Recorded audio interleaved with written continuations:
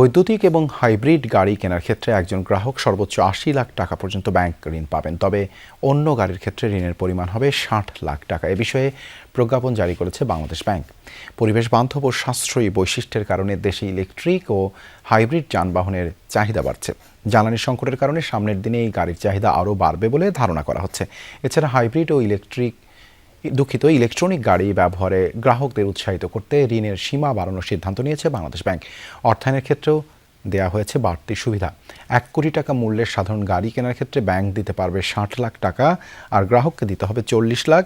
তবে একই দামের হাইব্রিড বা ইলেকট্রিক গাড়ি কেনার ক্ষেত্রে ব্যাংক ৮০ লাখ টাকা দিতে পারবে আর গ্রাহককে দিতে হবে ২০ লাখ টাকা।